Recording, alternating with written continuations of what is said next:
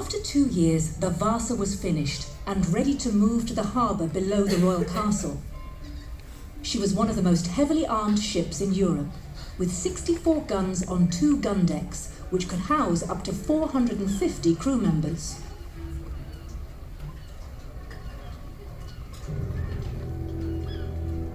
On Sunday, the 10th of August, 1628, she sailed on her maiden voyage.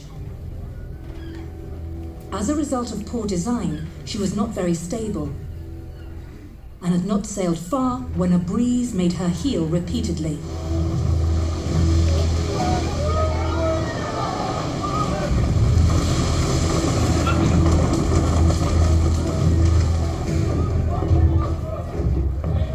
She heeled too far, and off Beckholmen, water came in through the gun ports on the port side.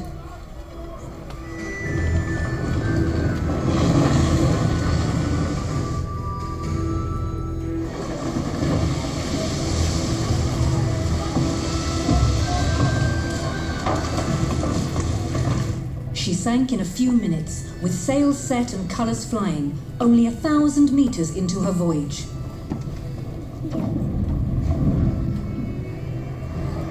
Over 30 men and women drowned. On the 5th of September, 1628, a few weeks after the disaster, a Council of State was convened. Under the King's half-brother, Admiral of the Fleet, Carl Carlson Julenhjelm. But no one was held to blame. After several unsuccessful attempts to salvage the ship, the Vasa lay at the bottom of Stockholm harbour for over 300 years. It is likely that some dives to the wreck were made in the 19th and early 20th centuries. But it was in 1956 that wreck expert Anders Franzén pinpointed her location.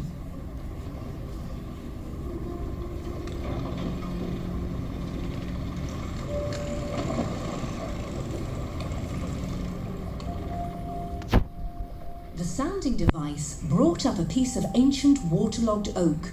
Could this be the Vasa?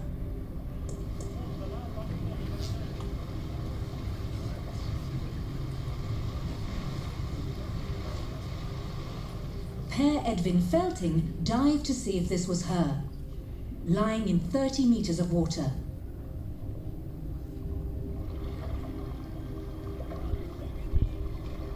Yes, the royal arms on a cannon confirmed it for everyone.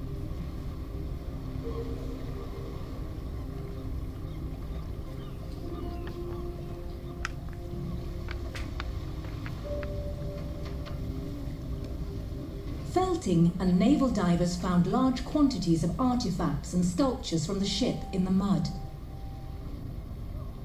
It was a real treasure trove on the seafloor.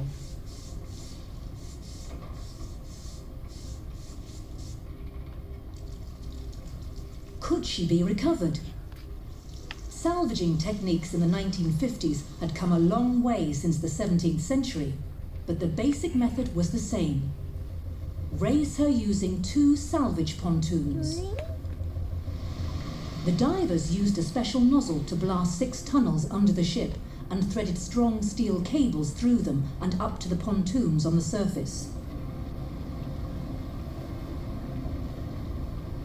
In 1959, everything was ready for the first lift, and the Vasa hung free on her wire cradle.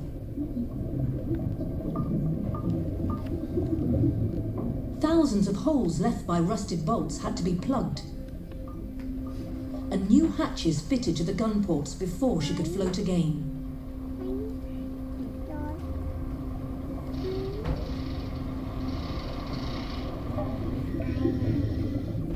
Monday, the 24th of April, 1961, was the great day. After 333 years, the Vasa would emerge from the sea. Thousands of people watched and millions more followed the saga on radio and TV in Sweden and abroad. Nothing seemed to happen, when suddenly a bit of a mast and a section of bulwark appeared above the waves.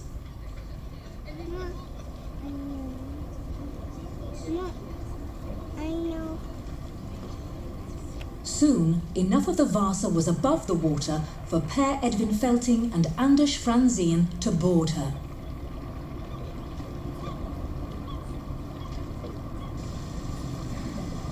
Pumps strained to empty the ship of water and mud to lighten her.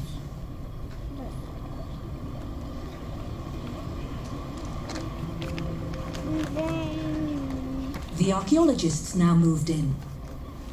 A marine excavation of this size on such an old ship was unprecedented anywhere in the world.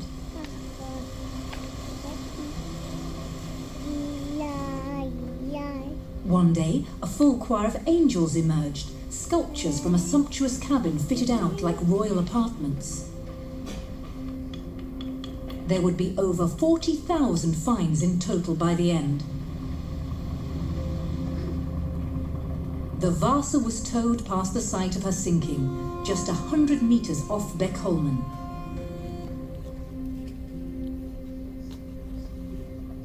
As majestically as in the 17th century, she glided into the dock with a slight list.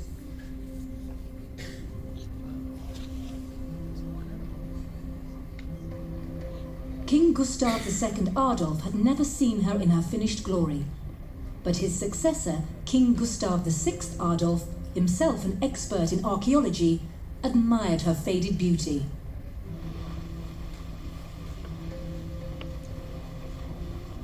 As she stands in dry dock, the Vasa is impressive. Even with the stern castle gone, she is as high as a 4-story building.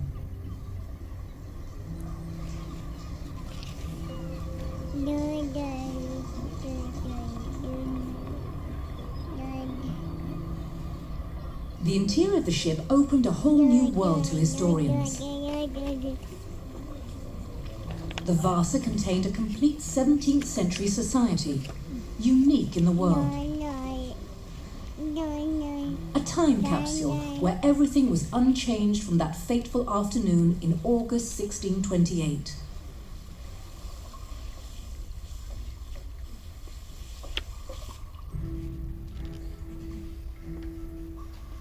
The sculptures had survived their immersion well and were placed in huge vats of water awaiting restoration.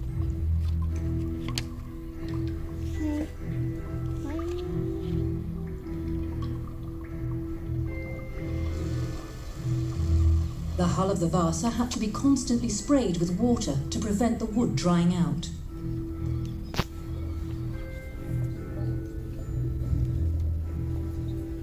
The Vasa sank rapidly in just a few minutes. A ladder came away as Admiral Erik Jönsson Kramer tried to reach the upper deck.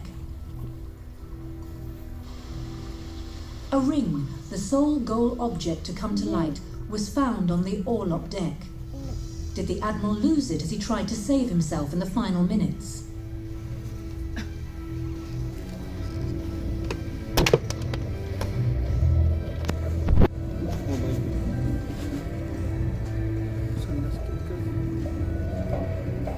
But many below deck had no chance as the Vasa sank. This sailor was trapped under a cannon. The brackish water, low in oxygen, and the mud have preserved his clothing, and his shoes were still on his feet.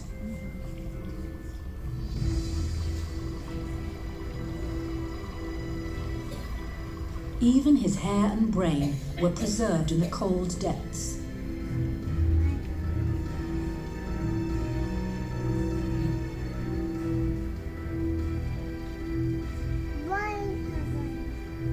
Parts of 15 skeletons have been recovered, allowing scientists to establish what they ate and what illnesses the seamen suffered from.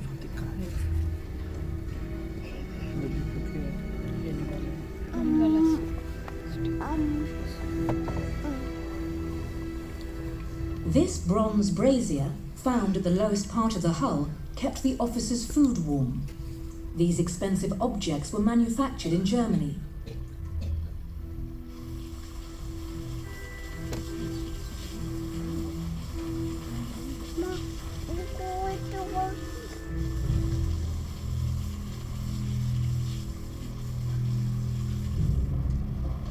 During the hearing by the council, the interrogating officer wondered whether the cannons had not been properly secured. He was wrong. They had been. All the gun carriages were still in place on the lower decks. The cannons had not caused the ship to capsize. She was just too high and too narrow in the beam, with too little weight in the stone ballast below the waterline.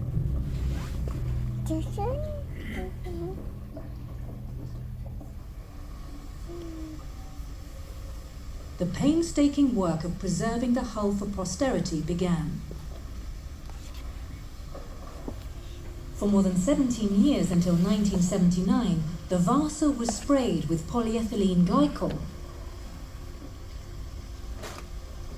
as is found in lipsticks and skin cream, to replace the water in the wood.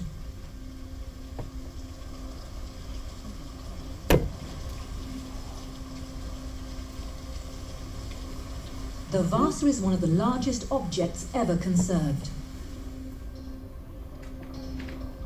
She has been called the world's biggest jigsaw puzzle, and to find out where all the loose parts had fitted, the museum's carpenters threaded steel wire through the old nail holes.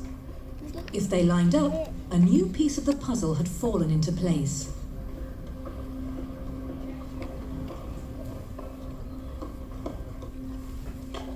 Down in the hold, the 17th century still lies undisturbed. The skill of the shipwrights who joined these massive timbers and the stout planking can still be admired. Vasa's sides are almost 60 centimeters thick to withstand the enemy's shot.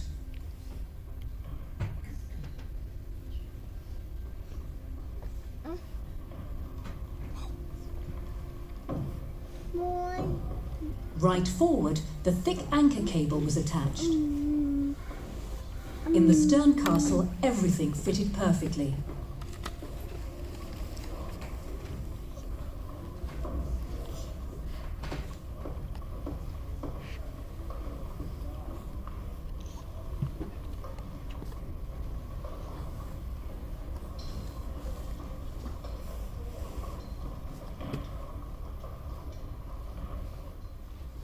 Many of the Vasa's blocks, deadeyes, and the top survived.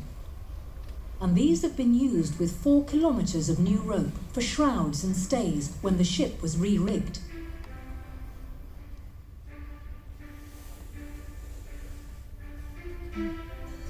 The Vasa is unique. No other ship of this size and age has been preserved anywhere in the world, and she is 98% original. The 18-meter high transom is covered in sculptures, a unique art treasure. A truly impressive ship designed to strike fear into the enemy.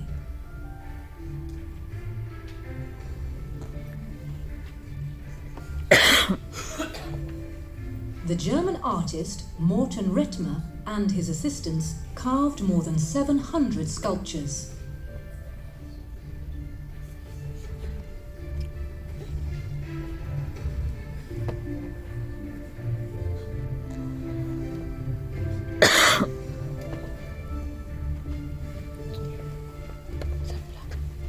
The lion's mouth still shows its red paint.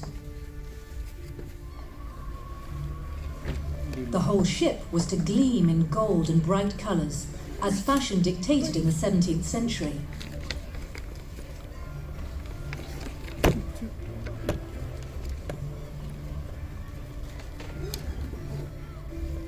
How long will we have the Vasa? Not forever.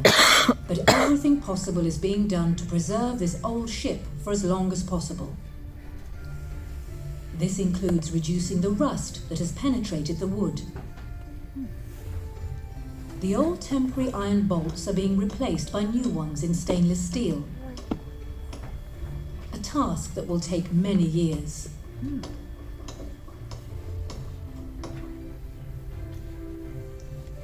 It is quite a thought that if this floating palace had only sailed well, we would not have her today.